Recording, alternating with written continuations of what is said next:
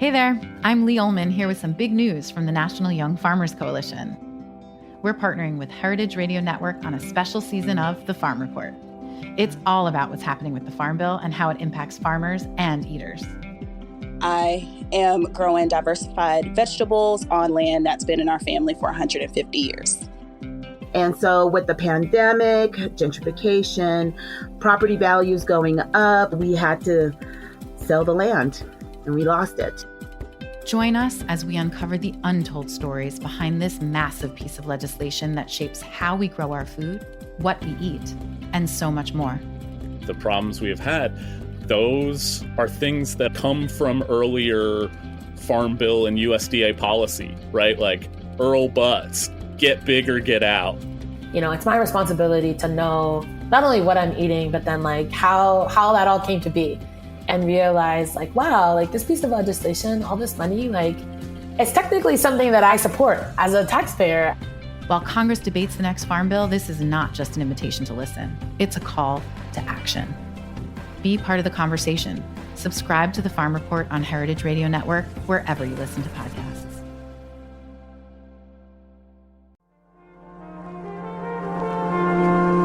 Broadcasting live from Roberta's in Bushwick, Brooklyn, you're listening to HeritageRadioNetwork.com. This is Sam Edwards, proud sponsor of Heritage Radio Network, SurreyFarms.com.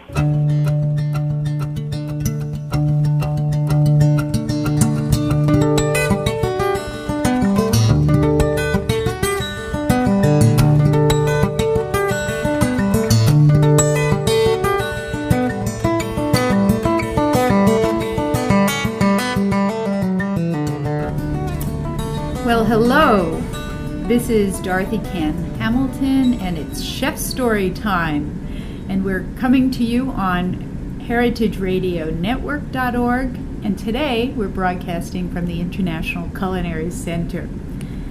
My guest today is one of my oldest friends, chef friends, one of the greatest chefs in the world, and truly an American inspiration, although he's not American. Andre Soltner is the chef proprietor of Lutece Restaurant in New York City for 30-something years. 34 years. And when he sold Lutece and was leaving, Lutece didn't close at the time, it made the front page of the New York Times. Not once, but twice. It was a New York institution, an icon and mecca for young chefs. And today we're going to explore this wonderful man. Welcome, Andre. Thank you very much, Dorothy. You know, Dorothy, you are too nice with me. I had a partner, he always said, Andre, it's not what you are, it's what they think you are. Here we are. Well, here we are. Well, we want to know how did you get to be this iconic chef? So I'm going to delve back into your childhood and find out what your roots were like. And I understand you come from that blissful paradise on earth called Alsace. I like to say that. So tell me, was your mother a good cook? What was it like? What were you eating at 5 years old? Were you always into food? Well, we ate pretty good in Alsace. My mother was very good cook. And we ate pretty good until 1940. I'm born 1932. No. What do you mean, no? Yeah. Andre looks very well preserved. Well, it's nice to say so, but Dorothy, I am the oldest at the school here. Oh my gosh. Well, I didn't mention that Chef Andre Soltner is the dean, one of our deans at the International Culinary Center. So tell me about your childhood food memories. Well, we had very good food at home until 1940. I still remember, but then from 1940 to 1944, Alsace was annexed to Germany, and that was a little scary, the food. What was it like? Oh, it's that my father, his main job was to look for food, really. Foraging in the forest, or? No. He was a cabinet maker. So when he sold anything cabinet making, he was a very good cabinet maker. But it was so much money and so much food. So what did you eat? What was dinner like? Well, dinner, I remember very well. We had very little meat, you know. So my mother every day she roasted onions, and then she put some flour on, and she said the wrong sauce. I hated it because it was every day like that, you know. So you would just eat roasted onions? Yeah, she roasted onion. She burned them really, that it looks like a sauce, you know, like a brown sauce. Oh, like a brown. And then she put some flour, like a roux, and then she put water, and with potatoes. We had that every day, and well, that was put it off. I will tell you something. You know, since I am with the school, I don't eat cheese. Yes, you know that. You used to eat cheese? No. But then.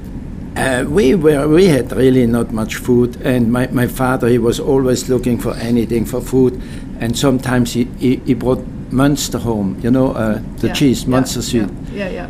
And so my mother served for dinner Munster with potatoes. So I ate the potatoes, but I never tasted the Munster. So since you were a kid, you hated cheese. You're a Frenchman, an Alsatian who hates cheese. A chef who doesn't eat cheese. Oh. But I remember very well. Yeah. So when did you start eating food that... Well, then after the war was much better. And my mother was really a good chef, a good home cook. Mm-hmm. And I was a lot with my mother. Cooking after the war, you know, that was then from 44, 45 on. So you always liked cooking? Yes, I always was with my mother and I liked cooking. But when I was 14, at this time we stopped the school, you know, and at this time, and then I had to choose what I wanted to do. So my first choice was not cooking. Oh. No. What was it? My father was a cabinet maker, and well, I said I want to be a cabinet maker, and my mother said, no way. Why? You have a brother my brother was 4 years older than me, and he was already cabinet maker, and she said, I don't want two sons cabinet maker, because later on maybe they fight. So I said, no problem, I like to cook, I want to be a cook. So she said fine? Oh yeah, they said fine, because I cooked with her a lot. You know, right after the war, we had family in France, because Alsace was annexed to Germany, so my parents couldn't go to France. Oh. And right after the war, my mother went for 5 weeks to see the family. And I was in charge of the cooking. Oh. So I cooked at home, yeah. So tell me about, how did you get your first job in cooking? Did I tell you the truth, really? Tell me the truth, only the truth, nothing but the truth. At this time, I think I never told you, at this time we did a 3 years apprenticeship. And my father found me a job in Colmar, Maison de Tête, a very good restaurant. And I went there, and I tell you, it was so tough. And why was it tough? You have no idea what apprenticeship was there. You see, normally we had one day off a week, but we had only 1 day off every other week, because we had to clean the copper and we had to clean and all these things. So we had only 1 day off. After 2 weeks. How long was your day? How many hours a day? Our day, we started 7 o'clock in the morning and we finished 11:30 in the evening. And how much money were you making in the apprenticeship? At this time, I don't remember how much I did, but my apprenticeship after, it was $1, 500 old francs, which is $1 a month. Oh my God! This is slave labor. My contract then was first year $1 a month, second year well, I say dollar because it was 500 francs, and then 500 francs was $1. So 500 francs first year, 1,000 francs second year, that's $2 a month, and the third year was $3. Oh my gosh. 1,500. So tell me about your very first job. Okay, so I went to this restaurant, and it was so tough. It was really so tough. And the apprentice, we were living third floor, and the chef had his apartment second floor. So one day I was so fed up that at 5 o'clock in the morning, I put everything in my suitcase, and very slowly I went down the stairs that the chef doesn't hear me, 5 o'clock in the morning, and there was a gate, so I climbed over the gate, I put my suitcase over the gate, and walked to the station. Train you know, station. there was, of course, no cars. No cars, no buses. At this time, nothing. Went at 5 o'clock in the morning, went to the station, took the first train, and went home. And Wow. I was crying. I came home with my suitcase. How old were you? 14 and a half. 14 and a half. And I was crying, then my mother was crying, and my father came home, and they looked at me and said, what do I do with this guy now, you know? And I said, I don't want to go back. And then my father was looking for another job in Mulhouse, l'Hôtel du Parc. And he got me a job there. At this time, then you had to do 3 months trial, and after 3 months, you get a contract for 3 years. 3 years contract. I remember like yesterday. My father came to sign the contract after 3 months. The chef looked at him and he said, you know, this guy, I own him now. Ooh. How did you feel? Oh, I feel great because I like the chef. He was very tough, but he was my hero. Really? And so how long did you stay there? 3 years. 3 years? 3 years, and then he asked me to stay 3 months more. What do you think in that apprenticeship? Because we don't have that anymore. And there's good parts to that and bad parts, you know. What do you think you got out of those 3 years that has really molded you into who you are today? Well, to make the 3 years, you know, you have to really like to cook. Otherwise you give up. And was Dorothy, if I tell you stories of apprenticeship, you know me since many years, 25 years, but you go to think that I make it up. Tell me one. Okay, I tell you the worst. Tell me the worst. I tell you the worst. It didn't happen where I apprenticed. It was next door. Next door there was a restaurant called Paon d'Or. The chef knocked the apprentice out. He put What do you mean, beat him up? He beat him up, was knocked out, put him in a garbage, and put a lid on. True story. True story. Oh my gosh. What happened to the guy?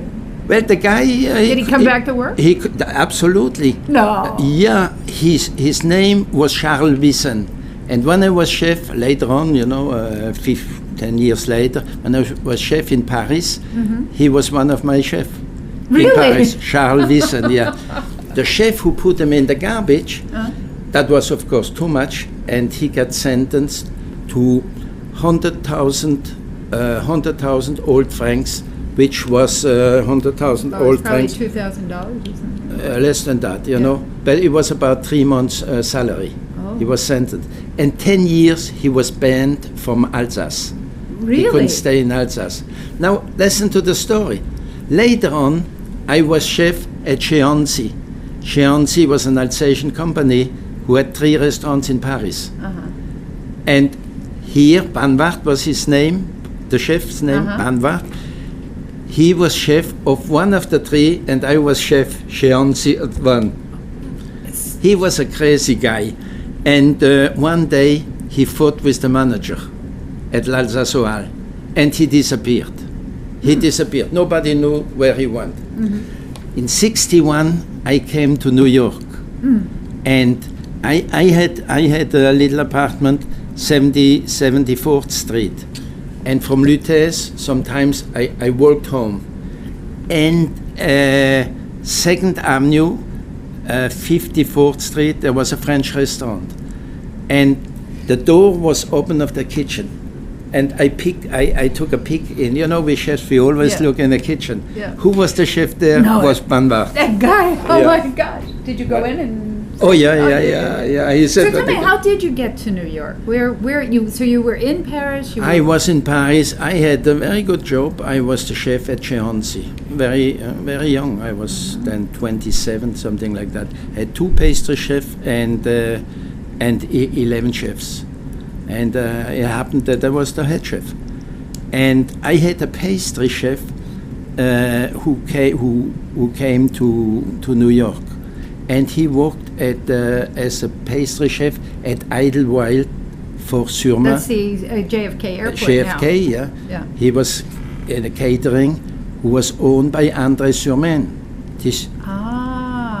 And Surman was the great restaurateur. We went through that through ping pong because we played ping pong in Paris, and Anyway, he was the pastry chef there, and when André Surman, who planned to open Lutèce, he was looking for a young chef.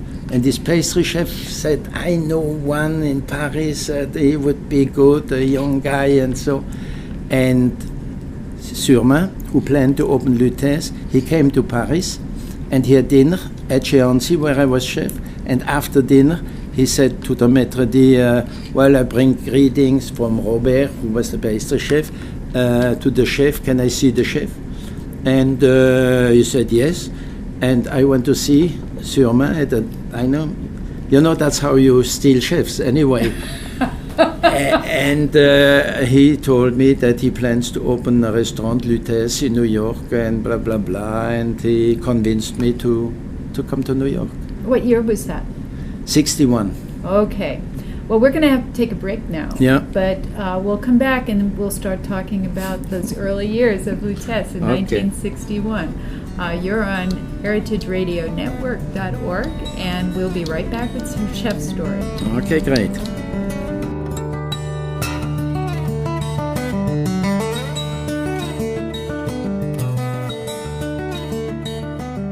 The following program was sponsored by S. Wallace Edwards and Sons. Summertime is not the only time when barbecue is welcome. At S. Wallace Edwards and Sons, Sam Edwards has been working his magic on ribs, briskets, pit-cooked pulled pork, and much, much more. Add a few of their sides and the party is complete. Entertaining has never been so easy. To order, go to virginiatraditions.com.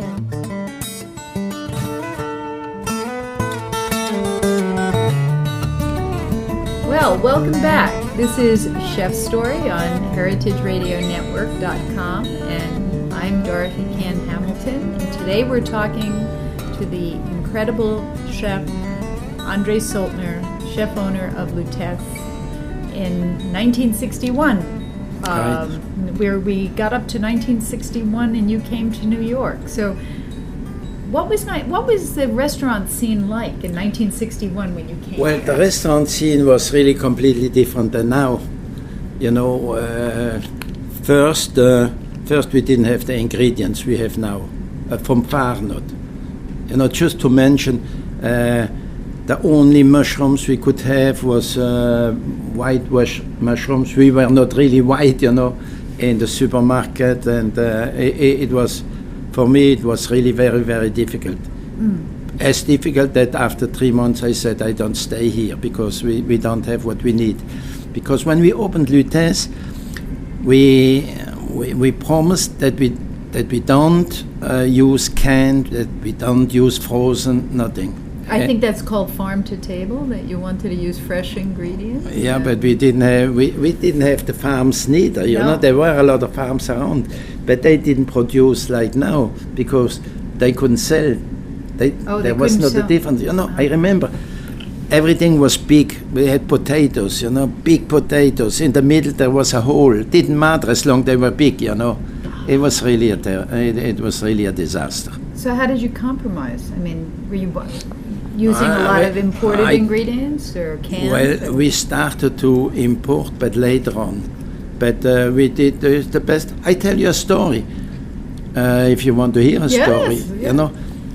Surma, he took me to other restaurants, French restaurants, smaller and so, and to see. And so we looked what they have on the menu, and I saw a lot of dishes with girole, chanterelle, you know, médaillon de veau or chanterelle. And so I said, okay, we have chanterelles.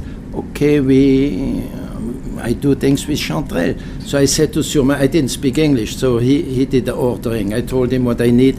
So I said, order chanterelle. That's a true story. It's incredible today, you know. And he ordered girole. And I remember we get giroles in can. The can was green and yellow. Nice little cans, you know. But in can, from Germany, Pfifferling, you know.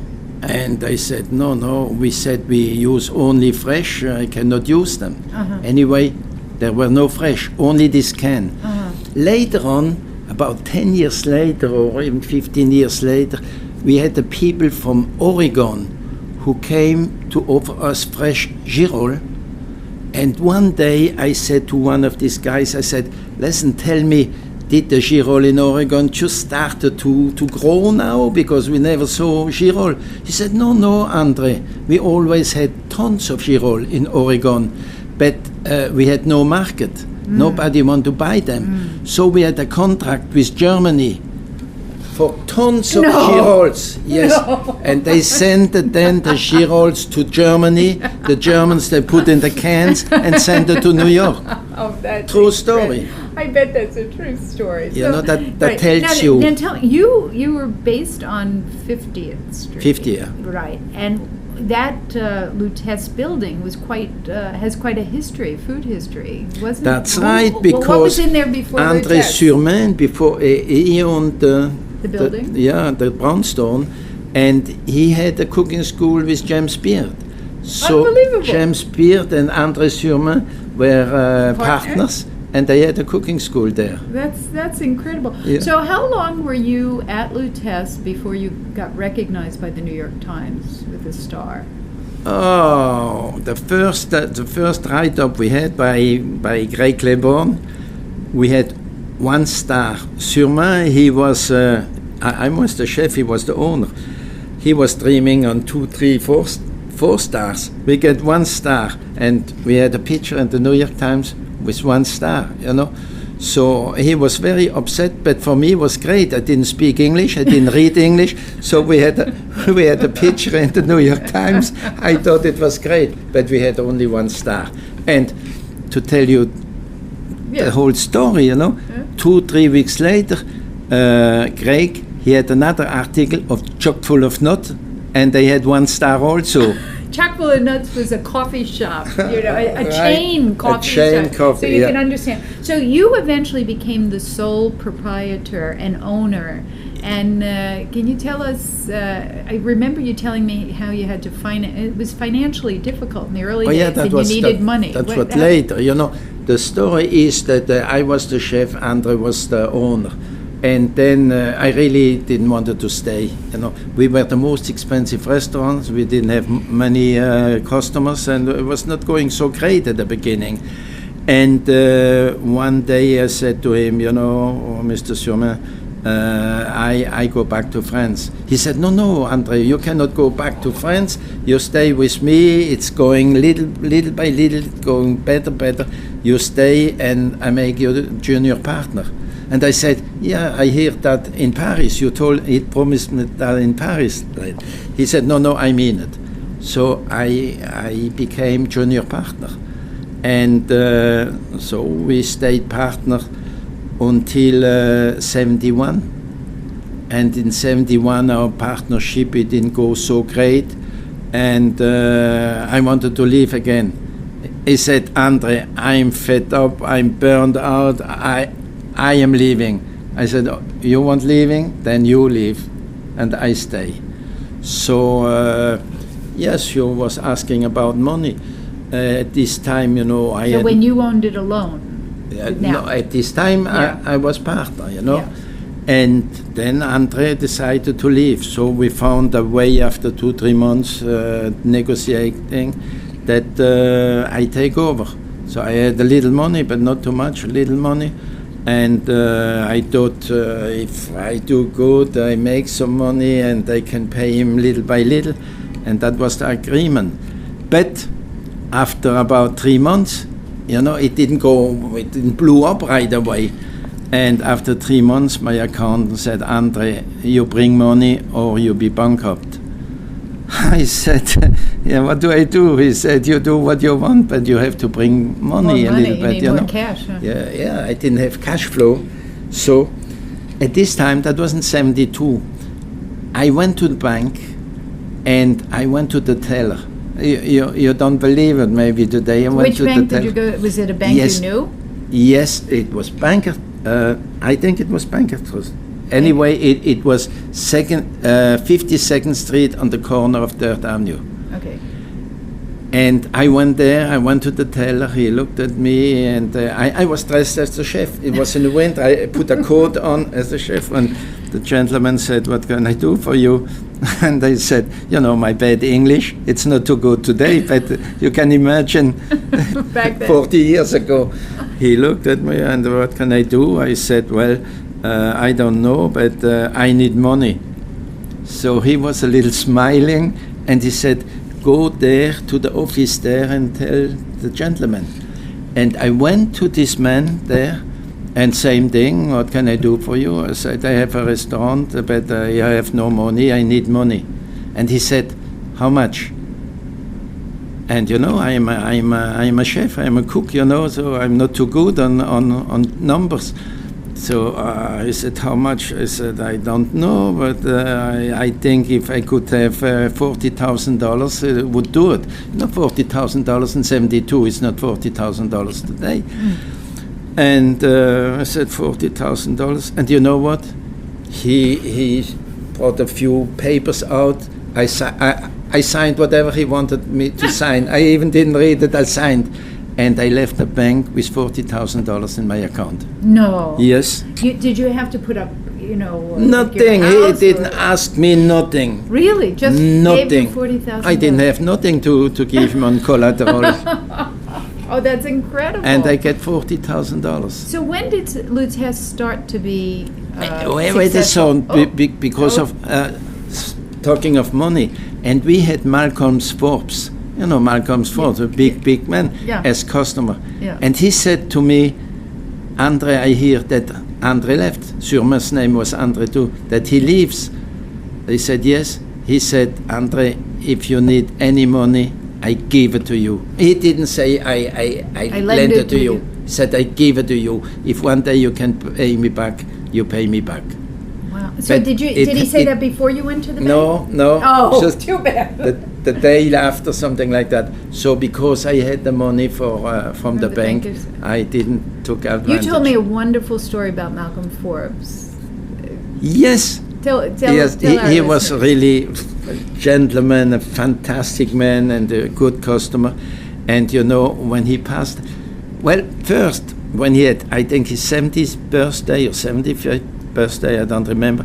He invited my wife and myself to go on his birthday in Marrakesh, Morocco. In Morocco, yeah. But I never left Lutèce, you know. When Lutèce was open, I wanted to be at Lutèce, so I didn't go. He was a little mad. He said, you're the only one who refused to come to my party. But anyway, when Mr. Forbes passed away, his son called me and said, Andre, you're on the will of my father. The will? Yeah. You were in the will. Yes, you're on the will of my father. And a few months later, I get $1,000 from his will, from Malcolm Forbes. Isn't that nice? I still have the letter in my office, you know. Well, you know what? You were talking about how you didn't leave your restaurant, and there was a famous chef years ago, Wayne Nish, who had March Restaurant. Right. And he said, the most humiliating moment of my life was I took my girlfriend to Lutèce, and this is supposed to be a very special. It was so hard to get a reservation. No, you are wrong. That was Danny Meyer. It was Danny Meyer? No. That was Danny Meyer. It was Danny Meyer. And what did you say to him when he was... Well, I did my round after service, 10 o'clock in the evening, and so and there was this young couple, you know, and he looked at me a little shy, and he said, well, I have a restaurant too. I looked at him, I said, young man, you have a restaurant? You should not be here, you should be in your restaurant. Yeah, you can ask him. He was at the school last week. He was. He reminded me of that. Oh, he told you that. Well, Wayne Nish did tell me. Wait, so Wayne Nish had Nish. March. You don't probably remember him. I remember Nish very well, okay. but that's the story. He said he came in and you went up to him and said, Wayne, I'm so sorry. And he looked at you and said, why? And did you arrest the wrong clothes? Yeah, You're here tonight. Yeah, that's right. Yeah, it's true. Okay, that's true. Yeah, that's true. Yeah. Okay, so now you're at Lutèce, it's gaining steam, and you did this in the middle of it, while you're the chef, owner, all of this pressure, you decide to take on that incredible competition, the Meilleur Ouvrier de France, which they give only every 4 years. Mm-hmm. I believe there's a documentary out right now, The Kings of Pastry. This is one of the toughest competitions in the world. What year did you do it? Why did you do 68. 68. Well, that was my dream since I was 14 or 14 and a half, since I started as a cook, So that's our... It's a French competition. It's a French competition. It's in every field. 130 fields, the diamond cutters, the butchers, the chefs, the hairdressers, in every field, And about 100 years ago, France, they were scared to lose the craftsmanship. So they created Meilleur Ouvrier, best craftsman of France. Okay. And at this time, the contest was every 4 years, but for every young chefs or whatever, for young guys, that's the dream, to have one day the title. The title is one of the best craftsmen of France, And it was always, the president of that was always the French president. Oh. Yeah, when I get it was in 68, and it was de Gaulle who should have given it to us, but then there were all the troubles in North Africa, and he couldn't come. But when I get the title, then it was the French ambassador who came to New York for a party to give it to me. Right. So it's a dream, to have the title. Here you were, a French chef not working in France, going against the top chefs of France. Well, everybody in France, all the chefs said, "Are you crazy? Never anybody from outside gets the title. You will never get it." And I said, "Never mind, I try." And I think it was an advantage for me, because there were other chefs very, very well known, and so they were maybe more nervous than I was, because nobody knew who I was, so I was pretty cool. And I get the title. We were 4 who get the title. I won one of the 4.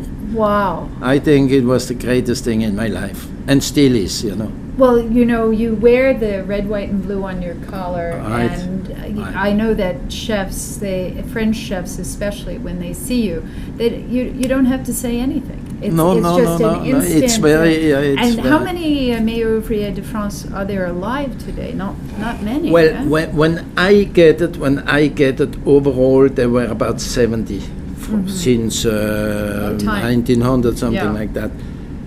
But now it's every 3 years now. Oh, every 3 and years. Instead to take 4, they take up to 10. I think last time there were 9 who get the title. 9 who made the grade. So how many we are now? Maybe a couple hundred or so. Less than that. Even less than a that. couple of hundreds, I think. So this is but a rare overall, club. we have now an association. There is an association, but not only for chefs, for all trades, Oh, I see. And I think we are about members a little bit over 3,000. 3,000. So when you finally got 3 stars from the New York Times, reached 4 stars. 4 stars. Sorry, I was thinking 3 stars Michelin, but Michelin wasn't here in those days. No. 4 stars from the New York Times. How did you feel then? Had you understood the star system? No, not at all. Because I tell you, I went out. I went out from Lutèce about 11 o'clock, 11:30, and there was a restaurant, 49th Street, chez René. The owner, she was Alsatian. It was chef and his wife was René. It was called chez René. And she jumped on me. She said, Andre, you have 4 stars. I said, where? What do you mean 4 stars? Yeah. And she told me that. Okay, we're going to take another break, and then we're going to come back and talk to Chef Andre Soltner here on HeritageRadioNetwork.com, and you're listening to Chef Story.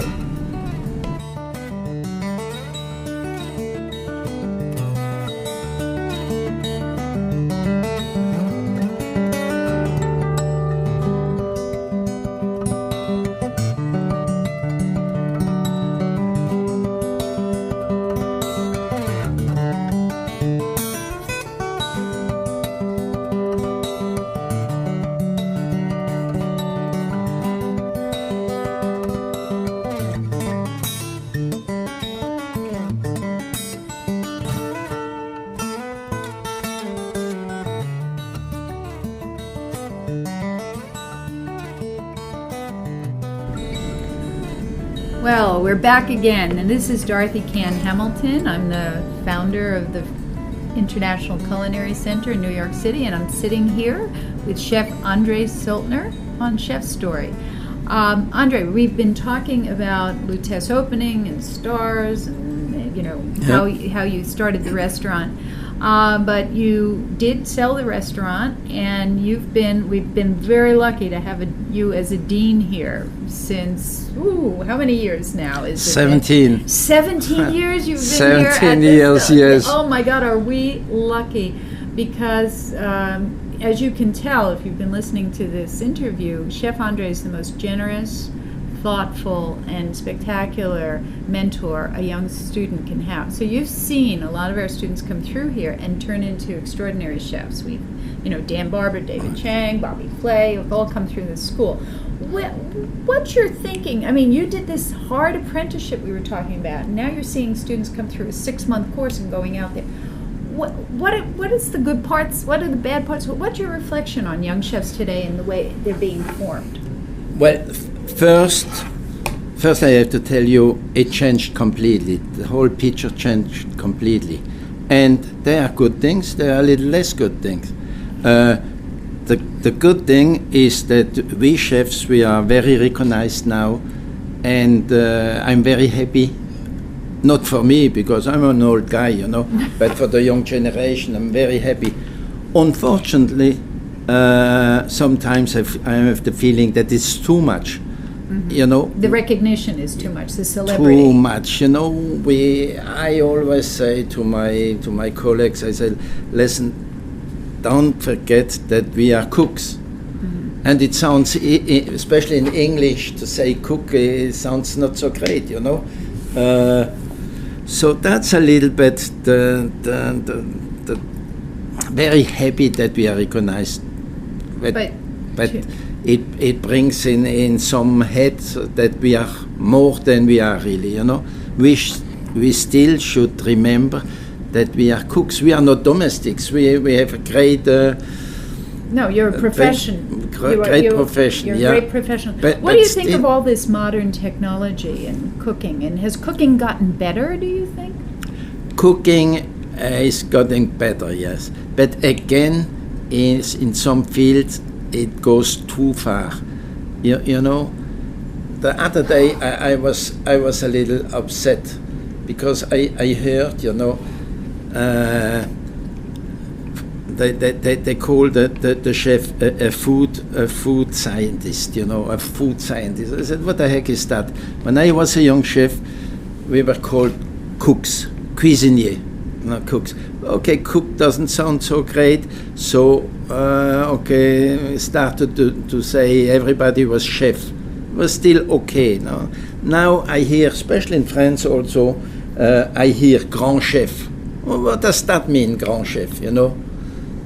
And lately, they didn't call a chef, not chef, a food scientist. Oh, that sounds awful. That sounds as bad as school food. I said, where does it stop?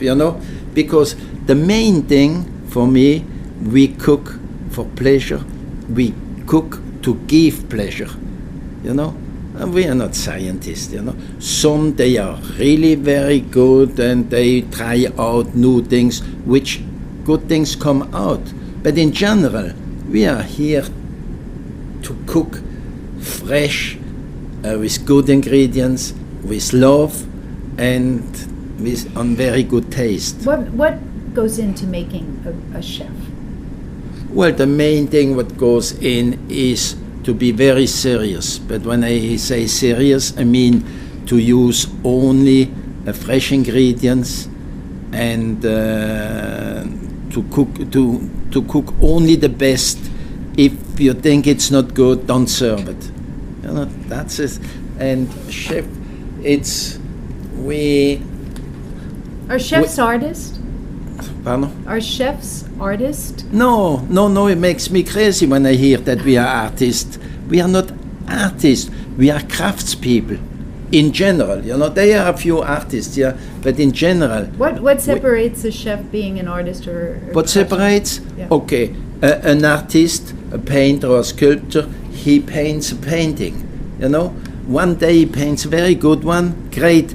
The next day he paints one, and he knows that it's not as good, so he puts it on a side and he starts again the day after. But for us, it's not like that. We have to be good every day, because if you go to a restaurant on Monday and you have a great meal, the one who comes on Tuesday, he doesn't care that you had a great meal on Monday. He wants a good meal also, you know.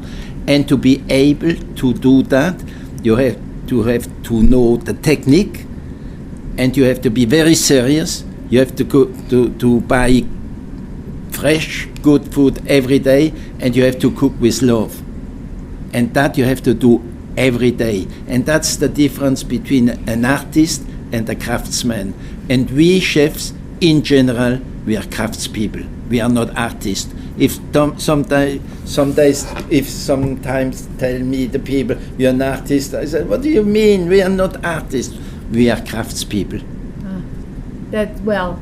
So how many years does it take, do you think, to mold a chef? I mean, I see people come out after 2 years and they try to open a restaurant. Yes. You're talking craftspeople. Okay, I am very happy that you asked me that, because I remind you something. Before you opened this school 27 years ago or something like that, we had a meeting. Yeah. We had a meeting because I had lutteurs, and you asked the chefs and so, and you told me that you open a school and you want to form to people in 6 months. And I said, Dorothy, it's not possible. And you know, I told you many times I was wrong. Oh, well, but they're not chefs when they come out of the school. Yes, They just have. You know, we did 3 years apprenticeship, but we were cheap labor at the same time. Yeah. Here, you told me we shouldn't talk about the school because you don't want to talk about the school. But here, our young chefs, they do 6 months. During the 6 months, they learn every day from the first minute to the last minute.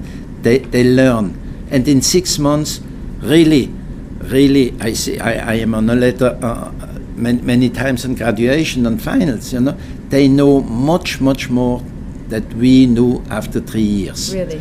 Yeah, but they are not Paul Bocuse. No. And there comes the bad thing, because we have to teach them. I told them every day, and everybody here teach our students that they are not Paul Bocuse.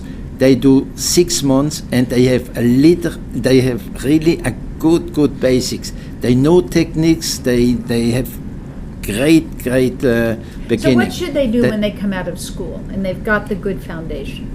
When they have the foundation and come out of the school, they don't think they are right away a chef.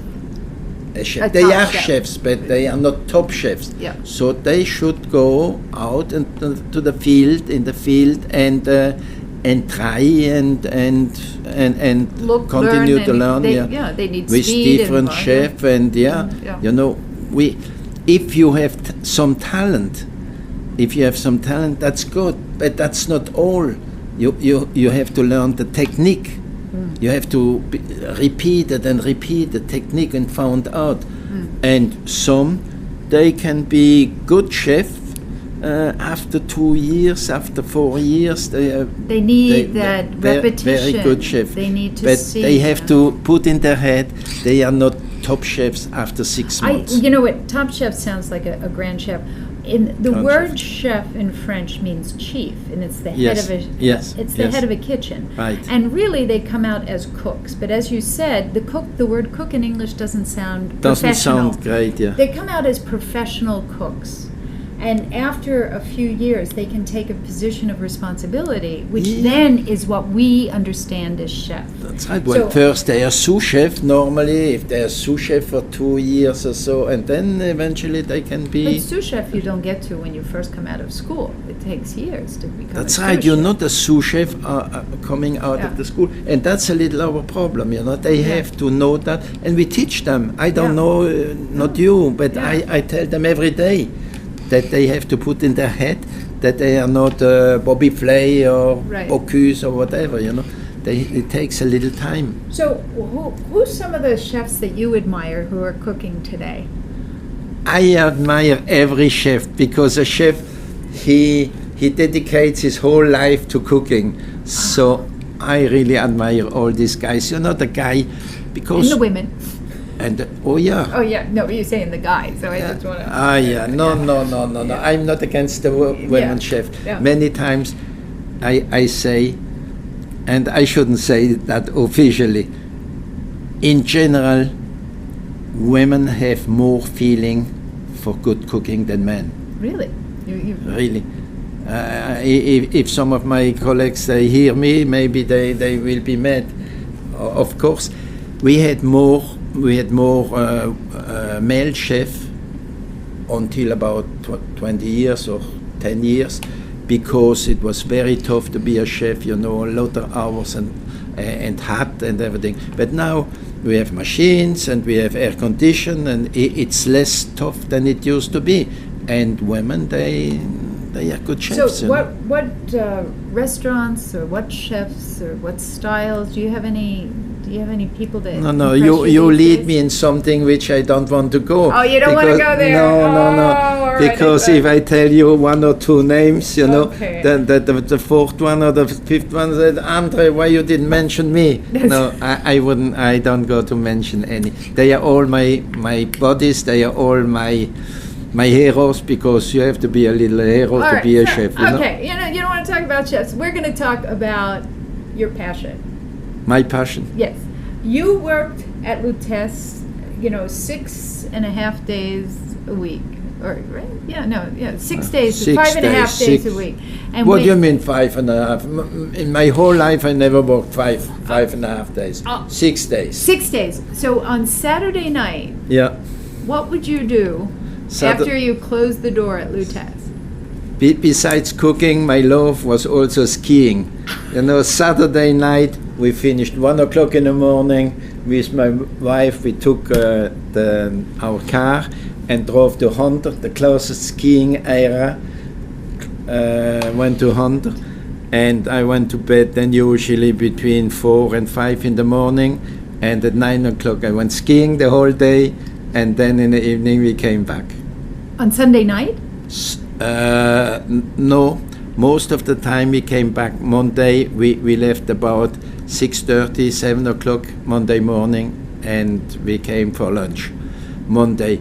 Until one day, my customers, they all came, they all were skiing, and so I said, the heck with that, I go skiing Monday morning, and I closed for lunch.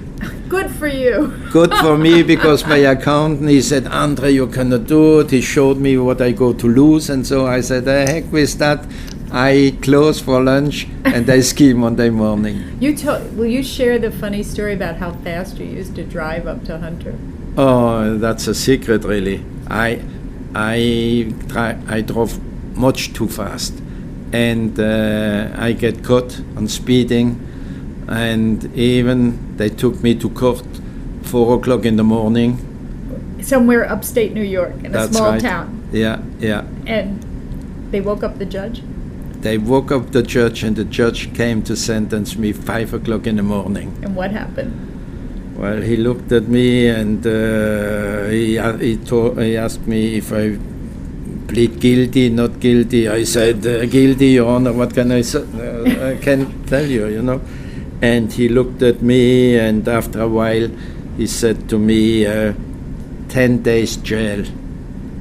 I almost fainted because I was thinking of my restaurant, you know. I had to open my restaurant on Monday, and 10 days jail. I was sitting between two policemen. 10 days jail. I almost fainted, and then he looked at me, and he said, "Oh, $50 fine." Oh, 50. It was 1972.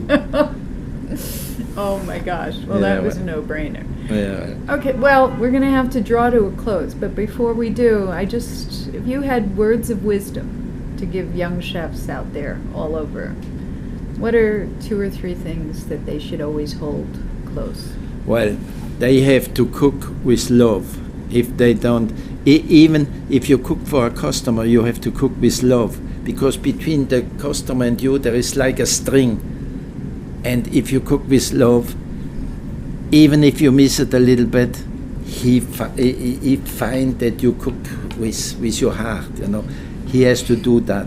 If he doesn't do that, if he cooks only with technique, it's not enough. He has to give this love, you know. The best thing, we have the proof of that, because very rarely you find somebody who tells you the cook, her or his mother cooking was not good.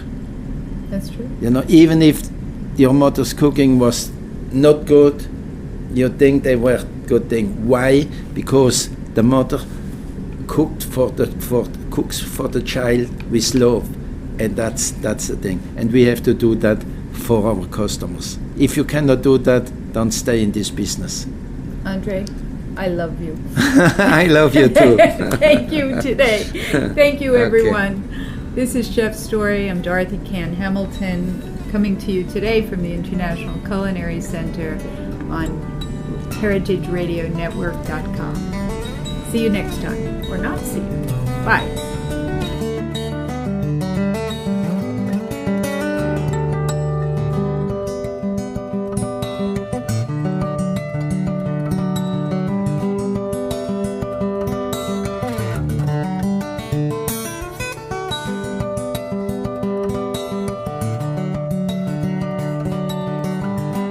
Thanks for listening to this program on the Heritage Radio Network.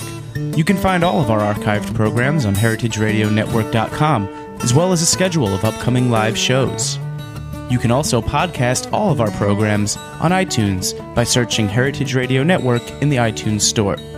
You can find us on Facebook and follow us on Twitter for up-to-date news and information. Thanks for listening.